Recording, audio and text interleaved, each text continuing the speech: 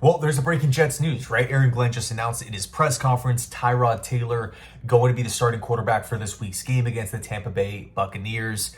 Justin Fields still in the concussion protocol. I gotta say, I'm excited. I understand that Tyrod is not a top 10 quarterback here, and it's week 3, and the Jets have to turn to their backup. But Tyrod, throughout the course of his career, has always been one of my favorite players. Why? Because I know what I'm going to get. I know the type of player that Tyrod Taylor is. I know the type of teammate that he is. It seems like wherever he goes, whatever the situation is, coaches love him, fans love him, players love him. That speaks volumes to me. And right now, when I'm thinking about the New York Jets, right, this is such a polarizing team, right? Hot, cold, players are either amazing or they're horrible. It's just this back and forth. I think really consistency is going to be key. Consistency is needed right now. And again, that's exactly the type of player that Tyrod is. Now, I'm not going to go out and guarantee that he's going to have this fantastic game or anything, but I do think we might see an uptick of passing efficiency, which could be obviously beneficial. Tyrod has shown throughout the course of his career that he is not this turnover-prone quarterback. He doesn't put the ball in harm's way all that often.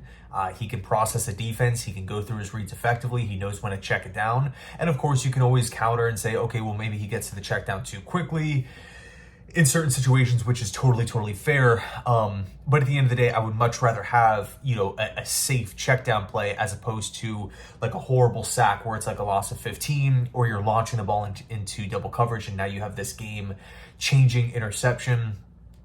Just certain situations like that. Tyrod is just a good game manager. And if we're thinking about the Jets here, they want to run the football. So it's not like the Jets are going to be having to ask Tyrod, like, all right, please save us. Please put the entire team on your back and, carry us to victory with 38 passing attempts. You got to throw for 300 yards. If not, the offense isn't going to move. You think about like the Bengals situation. The Bengals want to throw the ball. Jamar Chase, T. Higgins, all the firepower that team has in the passing attack. Now that Joe Burrow's out, there is pressure on Jake Browning. There is pressure on Zach Taylor to still have an effective passing attack. But with the Jets, it's more so run focused. Now, of course, the elephant in the room here, the main problem with this football team has not been the quarterback. It's been the defense. If the defense can't stop anybody, it's unfair to literally every quarterback in football to expect them to drop 35, 40 points a game to win. Tyrod is not the type of quarterback. The Jets are not built to sustain these big time deficits. They want to control the clock. They want to be physical. They want to run the ball. If you're down 10-0, 13-0, 20-0 in the blink of an eye to start off a game, it's very difficult to climb back and to get back into the game when you're so run focused. If the defense can't stop anybody, it's going to be a long day no matter who's playing quarterback for this Jets offense, right? I mean, the Jets defense has just been shredded. It feels very basic. It feels very vanilla. It feels like blitzes aren't really all that explosive or being hidden all that well. It just feels very obvious on what the Jets are trying to do. Every time they line up, you just kind of feel like, okay, the look.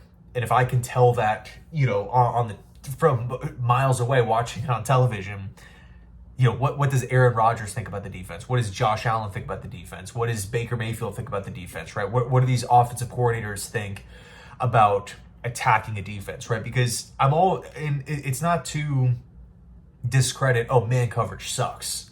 The cover one sucks. Not in the least. Not in the slightest.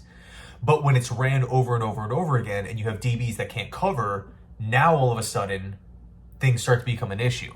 You got to be able to force stops. You got to be able to force punts. You got to be able to take the football away. Something that the Jets defense just has simply not done over these first 2 games.